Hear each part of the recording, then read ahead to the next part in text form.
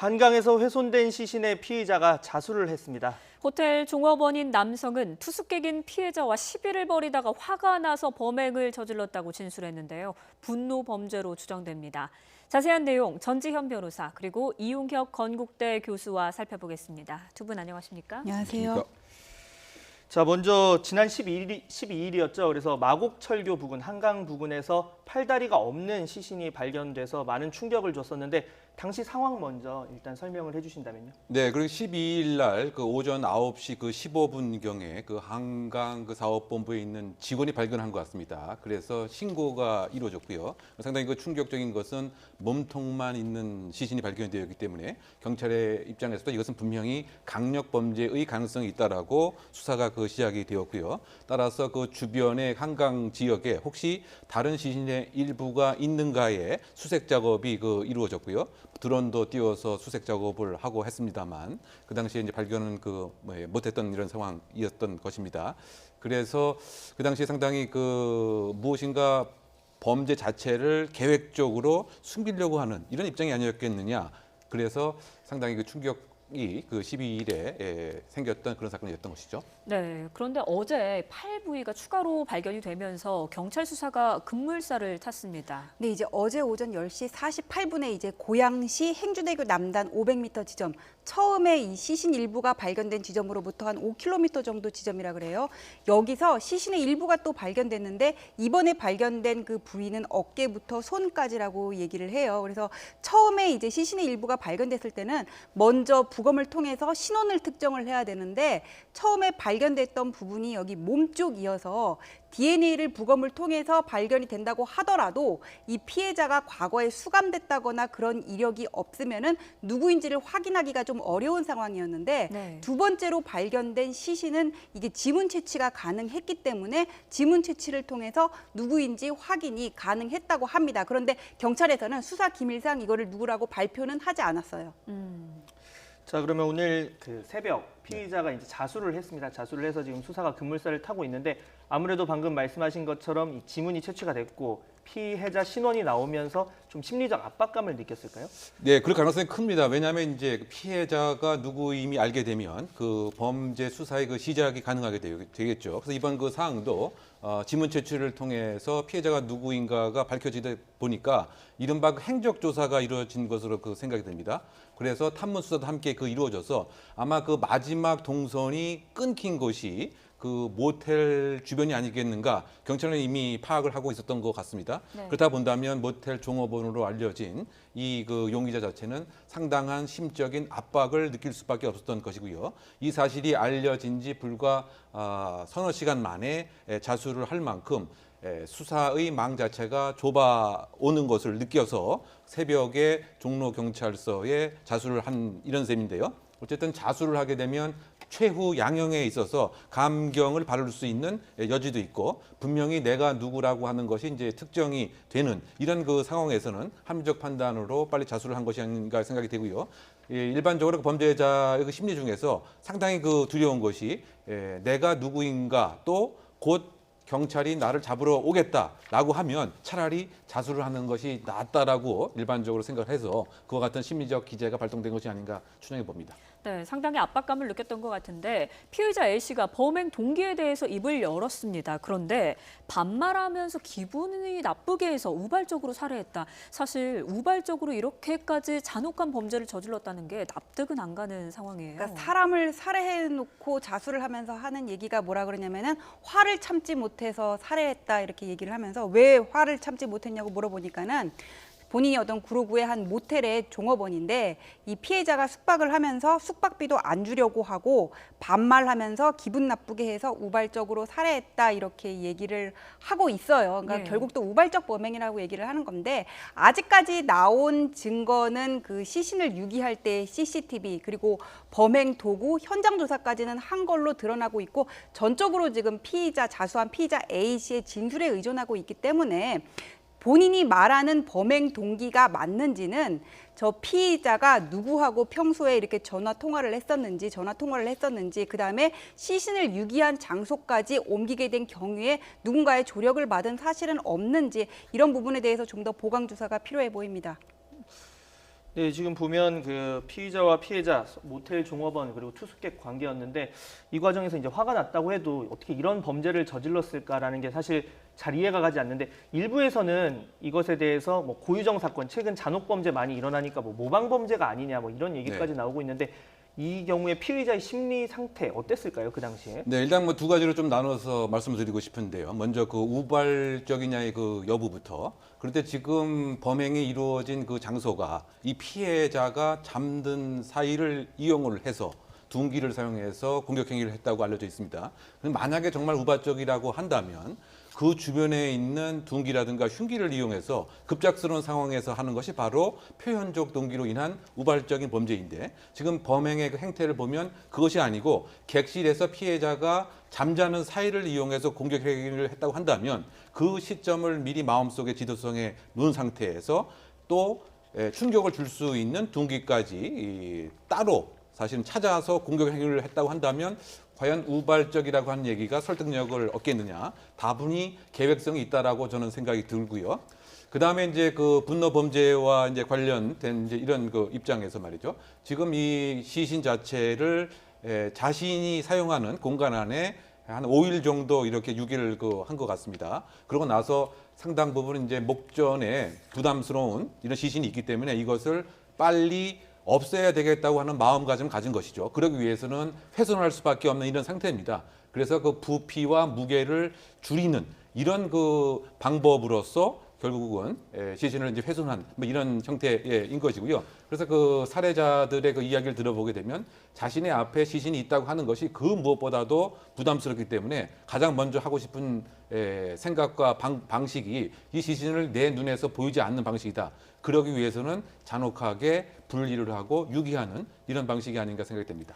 네, 계획적일 수도 있다 이런 가능성까지 짚어주셨는데 범행 수법이라든지 시신 유기에 대해서도 진술을 했는데 사실 경찰 관계자도 이 유기 과정이 워낙 잔혹해서 우리가 밝힐 수 없는 수준이다라고까지 말을 하더라고요. 그러니까 시신을 훼손하는 과정이 너무 잔혹해서 이것을 언론을 통해서 공개를 하는 거에는 경찰도 부담을 느꼈던 것 같아요. 근데 일단 발표된 내용을 보면은 본인이 머물던 그 종업원이 머물던 그 모텔의 거처에 시신을 보관하다가 나중에 이제 12일쯤 돼가지고는 시신을 이렇게 훼손해가지고는 그 일부씩 그렇게 유기를 한 것으로 이렇게 드러나고 있어요. 지금 이렇게 발견이 되고 있는 것도 시신의 그 어떤 그 부분씩 지금 그렇게 차례차례 발견이 되고 있잖아요. 나중에 이제 통합해서 이것이 발견이 되면 동일인의 것인지 확인하고 그다음에 사망 원인은 언제인지 사망 시점이 언제인지 이것을 특정하고 그 이전까지의 가해자와 피해자의 동선을 조사를 해가지고는 이 퍼즐을 꽤 맞춘 거는 이제 수사기관의 임무라고 보이고요.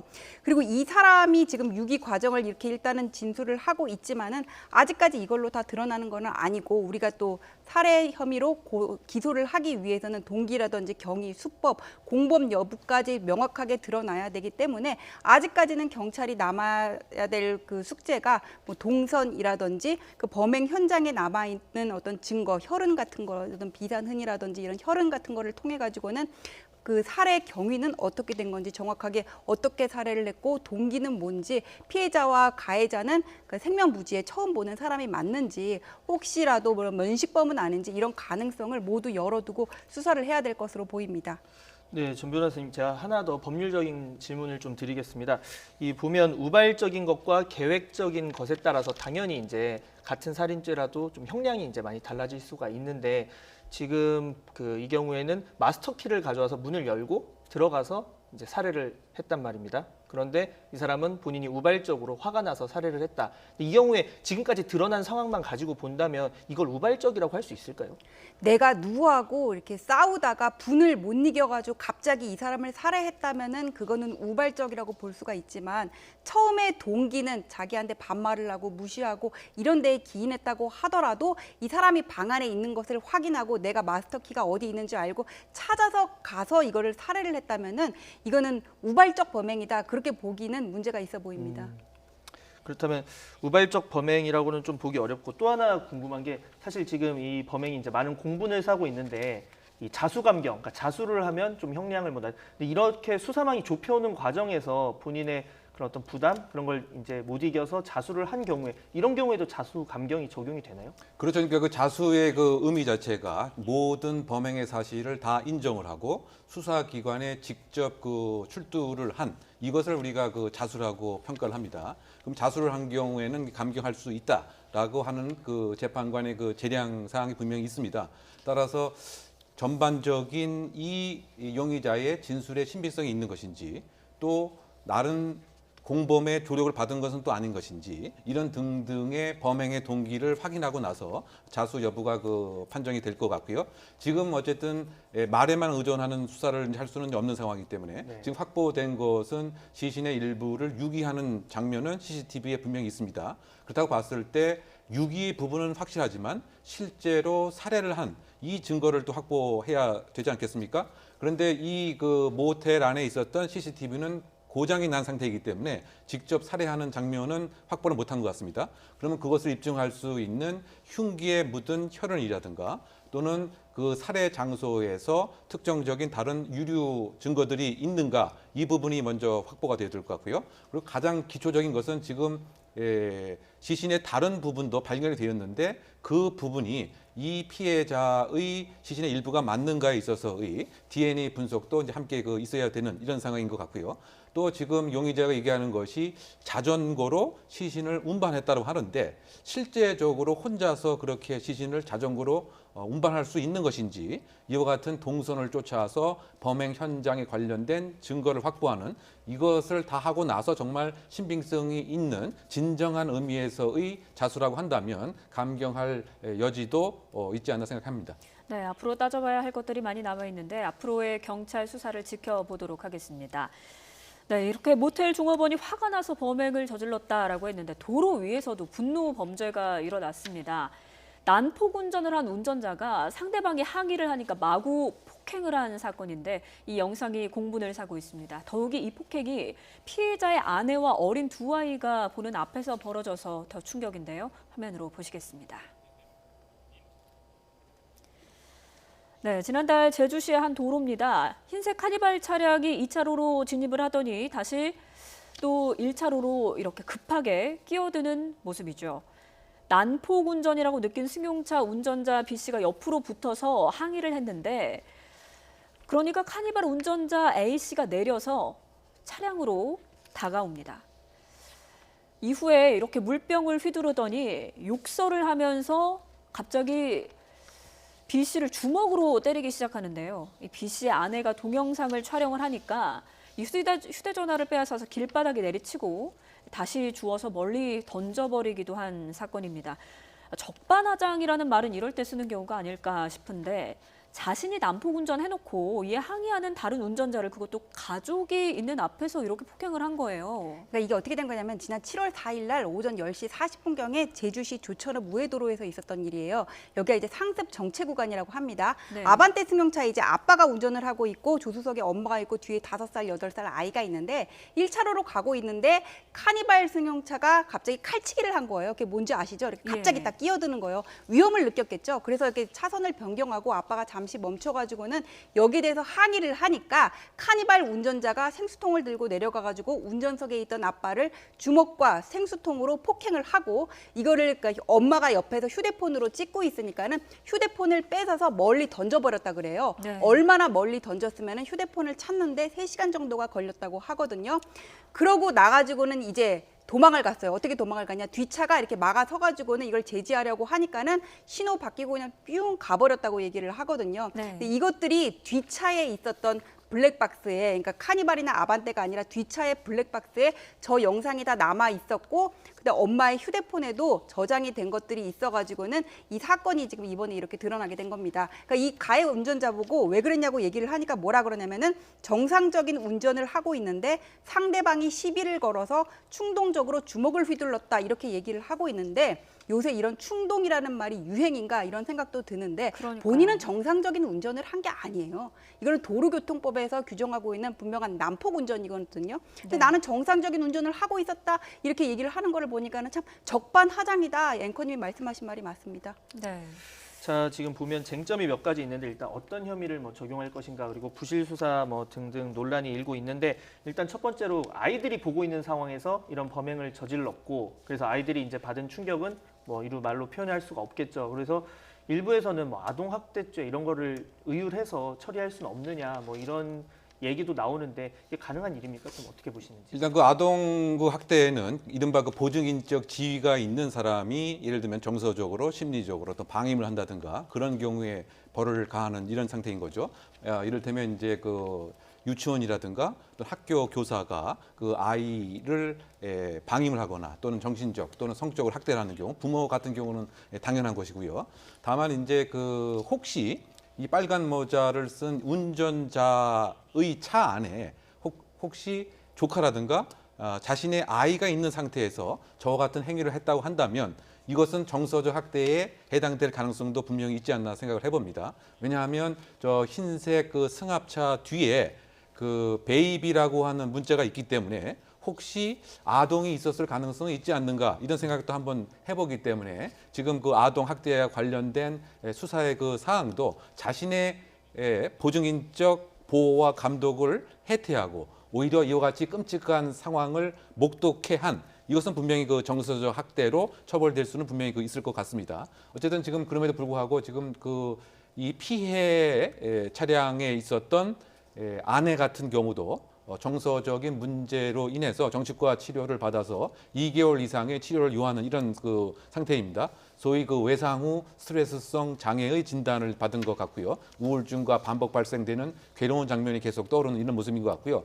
뒷좌석에 있었던 5살, 8살 아이들은 이른바 의미 있는 타자인 바로 자신의 그 아버지가 이렇게 무차별적으로 구타를 당한 이런 그 상황은 장기적으로 지속될 가능성이 분명히 있기 때문에 심리 치료도 함께 그 이루어지고 있는 이제 이런 상황으로 알려져 있습니다. 네, 일단 경찰은 카니발 운전자 A씨를 폭행 그리고 재물손괴 혐의로 입건해서 조사를 진행 중이라고 하는데 그렇다면 어느 정도의 처벌을 받게 되는 겁니까? 지금 그러니까 아빠의 진단서를 보니까는 뭐 전치 2주가 나왔다 그래요. 그러면 폭행 치상으로 의유를 한다 그래도 사실상 이거는 벌금 정도로 끝날 수 있는 건데 네. 제가 볼 때는 폭행 재물손괴뿐만 아니라 다른 죄도 적용이 가능할 것으로 보여요. 예. 아빠를 폭행했단 말이에요. 주먹으로.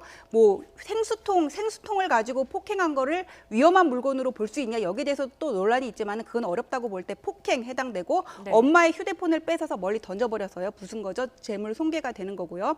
그다음에 도로교통법에서 금지하는 난폭 운전을 했단 말이에요. 끼어들기, 칼치기. 이것도 난폭 운전죄에 해당이 되고 또 이게 문제가 뭐냐면은 아빠가 당시에 어떤 상태에 있었어요? 운전 중이었단 말이에요. 특가법에 보면은 운전 중인 운전자를 그러니까 주행 중인 운전자를 폭행한 경우에는 일반적인 폭행보다 더 가중해서 처벌하게 하는 그런 규정이 있거든요. 5년 네. 이하의 징역 뭐 이렇게 규정이 돼 있어요.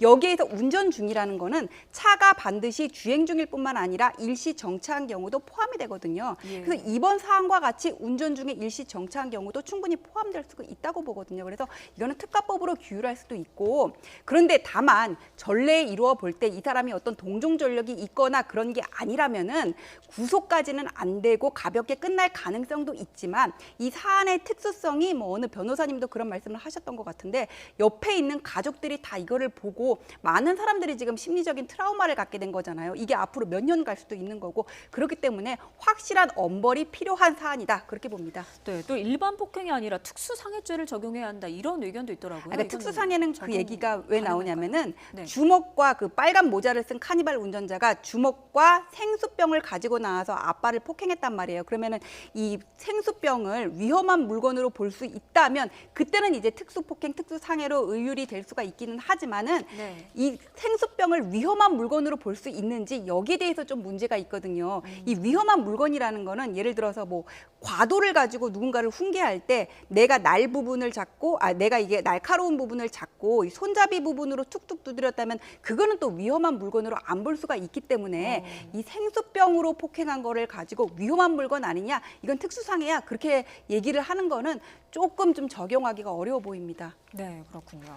사실 이번 또 사건의 결국에 배경이 이제 난폭 운전에서 나왔는데 이 칼치기라는 것에 대해서 그러니까 앞지르기를 할 때 원래는 이 깜빡이라 그러죠. 그래서 신호를 이제 먼저 넣고 들어가야 하는 건데 그런 것들이 이루어지지 않아서 그리고 이것에 대해서 이 뭐 칼치기 같은 것을 하는 것에 대해서 크게 처벌이 이루어지지 않다 보니까 뭐 누구나 쉽게 운전을 이렇게 하고 그러다 보니 이렇게까지 이제 사태가 벌어지게 됐는데 네. 이런 부분에 대해서 좀 앞으로 근절을 하려면 어떻게 해야 할까요? 결국 이제 난폭 운전이라고 하는 것이 그 과거에는 이제 행정 처분에만 제재를 하게 되었다가 지금 여러 가지 문제점들이 있다 보니까 형사벌도 이제 함께 처벌을 하는 것으로 바뀌긴 바뀌었습니다. 그런데 그 양형 자체가 예를 들면 1년 이하의 징역, 500만 원 이하의 그 벌금에 불과한 뭐 이런 상태인 것이고요. 그러다 보니까 그 얼마 전에도 모 유명 연극 배우의 그 남편이 이른바 그 칼치기 때문에 끔찍한 이 교통사고가 이제 발생을 한 것이었습니다. 그렇다고 본다면 과연 이제 그 난폭 운전과 보복 운전의 그 원인이 무엇이냐? 원인을 치유해야 결국 해결책이 그 나오는 것인데요. 크게 보면 뭐 두 가지 사항이 있지 않을까 생각이 됩니다. 뭐 개인적인 그 수준에서 예를 들면 그 분노 조절 능력이라든가 자기 통제 능력이 약한 상태에서 예를 들면 경적 같은 것이 울리게 되면 상당히 경적이라고 하는 그 음향 자체가 사람의 신경을 가장 자극하는 것으로 구성되어 있다고 합니다. 그래서 경적을 울리는 경우에 예를 들면 46% 이상의 난폭 운전이 이루어진다고 하는 연구 결과도 분명히 있고요. 또 마찬가지 맥락에서 그 이른바 상향등을 이제 켜는 이 행위도 신경 자극을 이제 아주 불편하게 만드는 이제 이런 형태라고 하는 거죠. 그래서 그와 같은 것을 운전했을 때 하나의 그 에티켓 같은 경우 급작스러운 상황에서 차선을 바꾸는 경우에도 무엇인가 그러고 나서 예를 들면 이른바 그 깜빡이라고 하죠. 그것으로 좀 양해를 구하는 이런 모습 등을 통해서 하나의 난폭 운전과 보복 운전을 줄이는 하나의 그 대안이 그 분명히 될 수도 있을 것 같고요. 그런데 또 사회적 그 측면에서 보게 되면 우리 사회 전체가 소위 분노 사회로 변하고 있다. 이제 이런 것이 하나의 원인이 되지 않는가 생각이 듭니다. 이론적으로 보게 되면 부정적 자극이 많아지고 긍정적 자극이 없어지게 되면, 즉 바꿔 얘기하면 좋은 일이 없게 되면 마음의 여유가 안 생긴다는 얘기죠. 근데 좋은 일이 많이 있게 되면 내가 예를 들면 급료도 올라가고 또 장사도 잘 되고 이러면 설령 누가 갑자기 이렇게 끼어든다라고 해도 그것을 양보하고 이렇게 다독일 수 있는데 경쟁이 심하고 장사도 안 되고 뭐 이런 상황에서는 도대체 분노 조절이 안 돼서 그것에 적응하는 방법으로서 난폭 운전과 보복 운전이 생긴다. 따라서 어떻게 큰 틀에서 본다고 한다면 개인적인 차원에서의 호흡 조절과 분노에 대한 조절도 필요하지만 그 사회 그 전체적으로 봐서 그 경쟁과 또는 압박 뭐 이것도 하나의 조금 해결을 해보는 것도 이런 난폭 운전과 보복 운전을 막는 하나의 작은 대안이 되지 않을까 생각해 봅니다.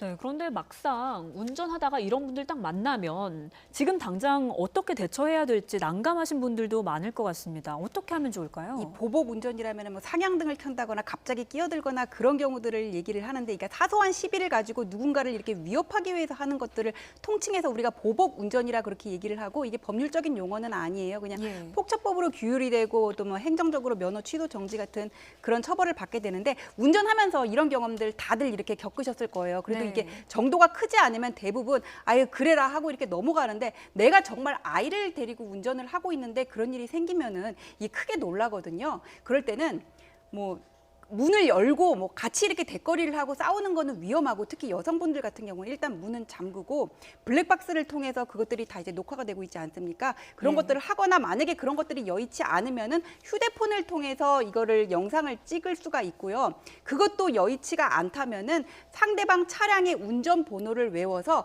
경찰서라든지 아니면은 스마트폰 국민 제보 앱 같은 데다가 찾아달라고 이렇게 신고를 하는 방법도 있답니다. 여기는 요즘에는 어디든지 CCTV가 다 이렇게 달려 있어가지고는 네. 하루에 10건 정도 이런 보복 운전 신고가 들어오는데 많이들 이게 검거가 된다 그래요. 그래요. 경찰서와 국민제보 앱을 사용하는 방법 짚어주셨습니다. 네, 한 가지만 더 여쭤보겠습니다. 지금 국민청원도 12만 명이 지금 넘고 있는 상황인데 처벌을 제대로 해달라. 사실 아까 부실 수사 의혹에 대해서 잠시 이야기를 했잖아요. 보름이 넘어서야 입건을 하고, 그것에 대해서 지금 그 경찰이 하는 말이 피해자 해외 출장, 그리고 일이 바빠서 피해자 조사 일정을 잡기가 어려웠다. 뭐 이런 것에 대해서 비판 여론도 나오고 있는데 좀 어떻게 보시나요? 그러니까 이것이 이제 세상에 알려지게 된 것이 그 교통사고 전문 그 변호사의 그 앱에 나온 내용이 이렇게 퍼져되다 보니까 알려지게 된 거죠. 그러니까 상당 기간이 지나고 나서야 이제 그 입건이 된 이 사항이 하필 또 제주 동부경찰서입니다. 그 고유정 사건에 관한 수사 부실에 그 논란이 있었던 그런 이제 그 경찰서다 보니까 이것도 처음에는 그냥 단순하게 재물 손괴 또는 단순 폭행에 국한돼서 사건을 적게 봤던 것은 아니냐 이런 그 비난이 있는 상황인 것 같습니다. 그런데 예. 이 내용을 들여봤더니 겉모습상의 단순 재물 손괴가 아니고 정말 아이와 아내가 있는 그런 앞에서 끔찍한 일을 그 당했다고 한다면 조금 더 적극적인 수사를 했어야 되는 것은 아니냐. 이와 같이 그 알려지고 나서야 이제 입건이 됐다라고 하는 이런 측면에서는 혹시 그 제주 경찰이 상당히 소극적인 문화가 또아리를 틀고 있는 것은 아니냐 이런 비난을 그 가하고 있는 그 상황이기 때문에 지금이라도 엄벌백계를 하라고 하는 국민청원의 내용을 적극 수용해 볼 필요가 있지 않나 생각해 봅니다. 네, 없는 죄를 덮어 씌워서는 안 되겠지만 있는 죄는 확실하게 조사를 하고 또 그에 맞는 처벌이 이루어져야 할 것 같습니다. 향후 경찰 수사 결과 제대로 이루어지는지 지켜봐야 할 것 같고요. 지금까지 전지현 변호사 그리고 이웅혁 건국대 교수와 함께 이야기 나눠봤습니다. 두 분 수고하셨습니다. 수고하셨습니다.